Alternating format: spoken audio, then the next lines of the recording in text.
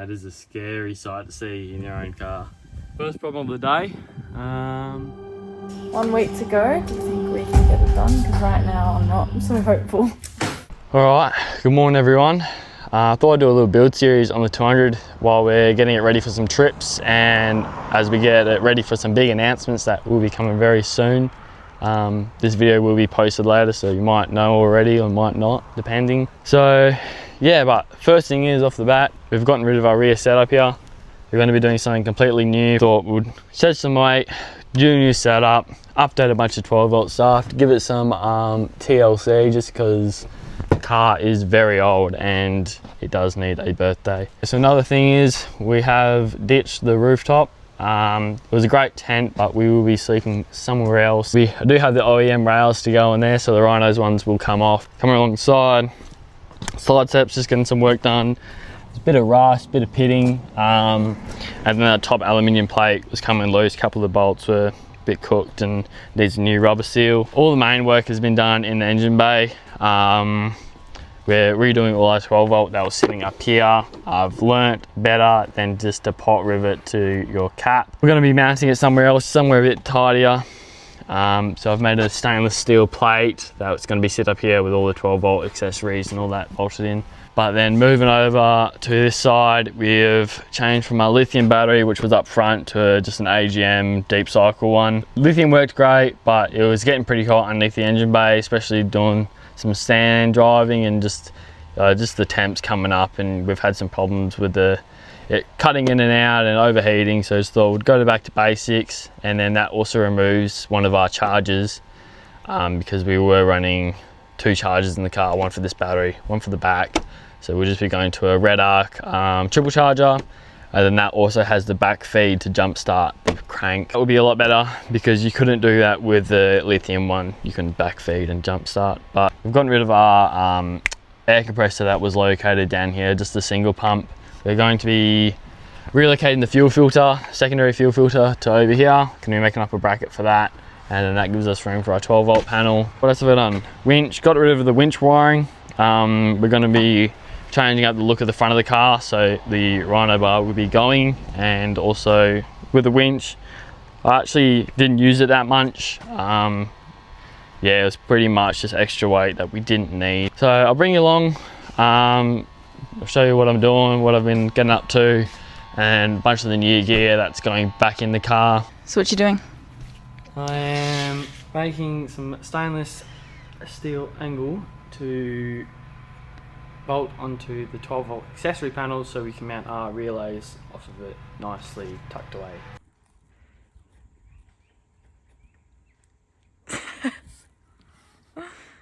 Okay, day 3. I hate it when you're here and you're recording. What's been done so far? Everything's mounted, ready to go. Just need to crimp off these 3 powers to the fuse block, and then this side's done, and then go over to the other side and do a little bit more. Mount the secondary fuel filter, still need to do. And yeah. The engine bay is pretty much done now. It's taken a while, but it's got to a point where I'm really happy with it and the way it looks. So this side's all done. Everything's tucked away nicely. Goes into one single harness, which goes down into the firewall, into the cab. This side, you know, battery terminals aren't all clogged up, so it's nice and tidy. Still waiting on a new cover to come, so don't mind that. But that's where all the juice is, all the money. Yeah, so everything's tucked up away nicely, all fused, all laid out. Still need to get a wire going from this terminal all the way along onto the battery, just to charge it.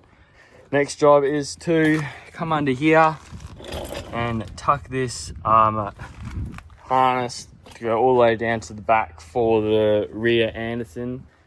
And yeah, but 12 volts nearly done, except for all of the air pumps and all that stuff, but that's in the cab, that's down the back, so don't really need to worry about that for now. We're going to be doing some interior stuff today, so we're going to be pulling out all the beige trims inside, painting them black, so you're seeing us prep and paint them and how the final result's going to look. And we're also going to be pulling out the headliner. We're going to be dropping that off to get rewrapped in a black satin, suede or Alcantara, or just a black wool, not too sure yet. I'm style we're going to go. We'll see what the supplier's got. We're also going to be pulling out the Rhino rails on the roof, so we're going to be putting in the OEM rails. It just gives it that nice sleek look. So yeah, follow us along and we're going to show you how we do it and what we get done. Alright, well, first problem of the day, got a rounded screw. Like, someone's had a good old job of that. Well, this is the progress so far. Got most of the interior pulled out. I thought I'd pull it all out, give it a clean, and then they'll go give me access to run some cables, but just got this passenger side to do, and then this headliner can come out. Holy moly, look at that. That is a scary sight to see in your own car, knowing that you have to put it back together and not break anything along the way. I can't believe that. Very scary moment. Alrighty, well, it's another day in the shed. We're going to continue working on the interior today. I've just shot down to the shops and grabbed a couple things. We're going to be putting a car builder's acoustic liner in. So just on the side panels here where the compressor is going to be mounted, just to stop some vibrations and some excess noises. And then also grab some cavity spray, some paint, and just some prep stuff to be doing all the plastic trims.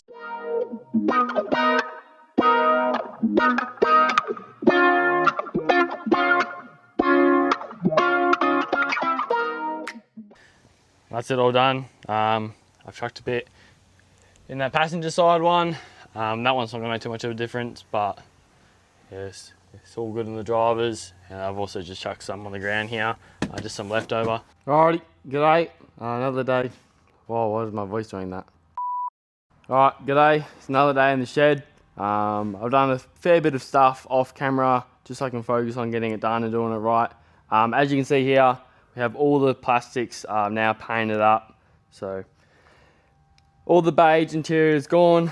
It's all gone to a matte black. And we have the passenger side all done over here. I'm really happy with how all that turned out. It looks OEM and it come up really well. So you'll just see me drop off the headliners to the motor trimmers. So we should get that back in a couple of weeks and it'll be ready for when I get back from work.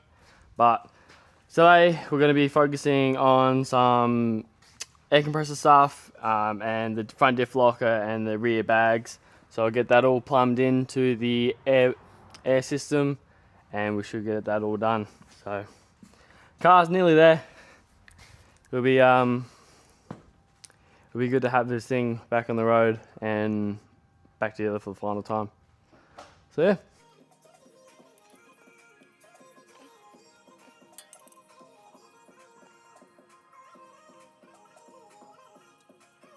Alright legends, another day in the shed, of course.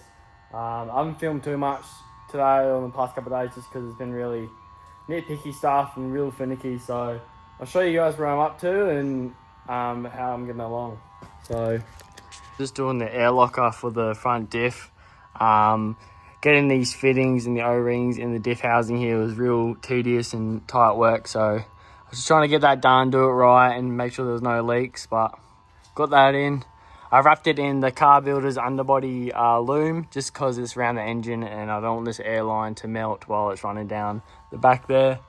I've chucked some heat shrink on it just to make it look nice, but I've got that ran up to here so far and I have to feed it all the way down towards the front diff area somewhere and then shoot it up into the cab. And then coming towards the rear here, I just want to get a look on these airbags because one of them, or if not both, are leaking somewhere. I don't know if it's in the fittings or in the line or in the top of the bag. So I'll rip them out, have a look at them, give them a service, and then put everything back together and shoot these bags, airlines back into the cab, and then plumb them up into the air compressor modules. And yeah, but get everything at once over, get ready for this trip, and we'll be on our way. Okay, so Jet has painted the springs, but then decided to put the bags back in while it was wet. So now the bags have a bit of paint on them, but that doesn't really matter. Nobody's looking at it. But we were going to upgrade the springs, but we're just going to wait and see how we go with the weight of our new addition to our setup. But yeah, we'll work it out later if we need to upgrade them. But we only have 1 week left before we need to leave, and this is what the rear of the car is looking like. and then also up here. So yeah, 1 week to go. Do you think we can get it done? Because right now I'm not so hopeful. This might give it away, but Custom trailer plug mount. Feel it nice and flush, nice and tidy. Pretty good.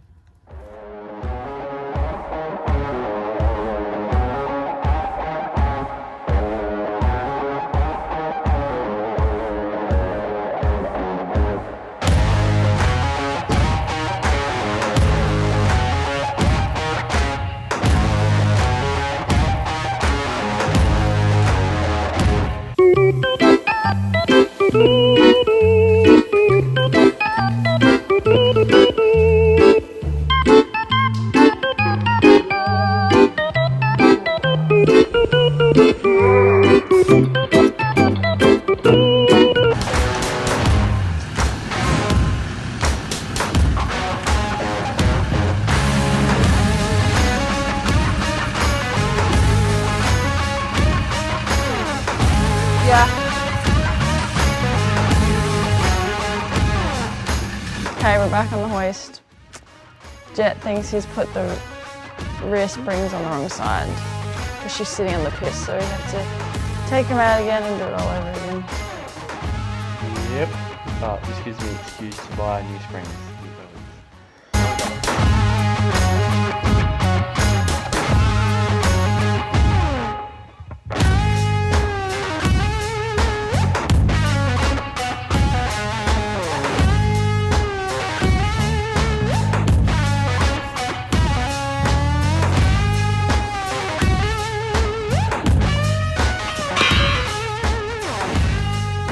Back in the shed.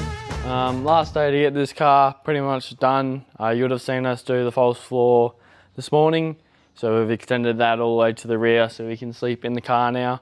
I've just gone and picked up some new to me coils for the rear. I didn't know what load rating or lift was in it. So we've got Superior, 500 constants and a 3-inch lift, so that should level it down. Might be a little bit higher in the rear just while we're cruising around, but that's not too bad. So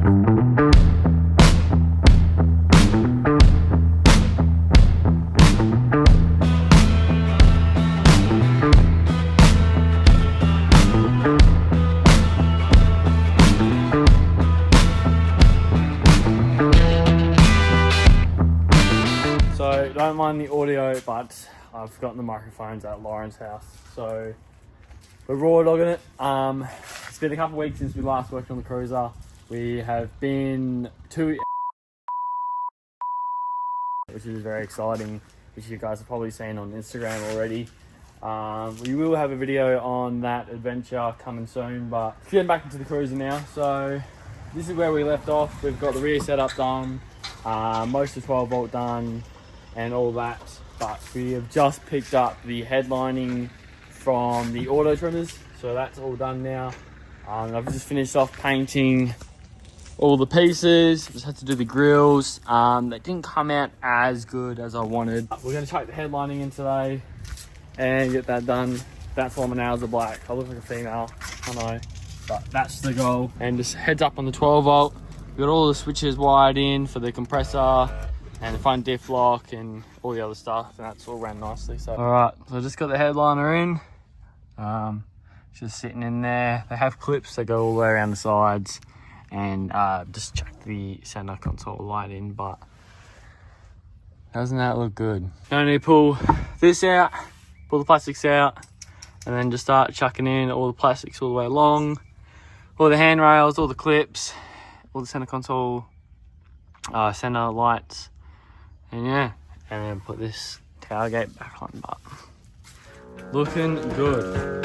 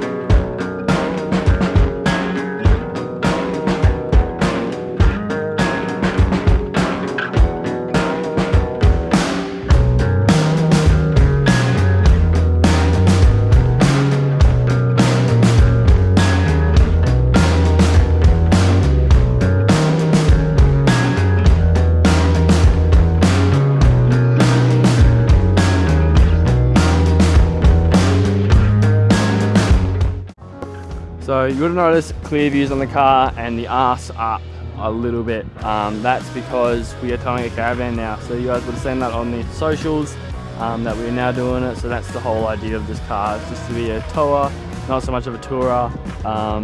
Just so you can, just be nice and comfortable. And then we're going to be living out of the caravan now, which is the goal. But there you have it. That's the end of episode 1 on the 200 series build.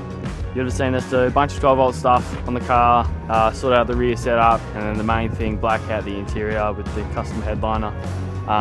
Really stoked on how the car's turned out for this episode. We've got a lot more to come with a completely new looking front end and hopefully a new rear setup in the long term. But the next thing for this car will be a tune down at G Turbo. So that's going to get done in the next couple of weeks, and then the boys are going to put some spicy stuff on it, hopefully get it towing a bit better and just standing a lot rowdier. That's the next thing. That'll be in the next episode, so stay tuned. Thanks for watching, and we'll catch you in the next one.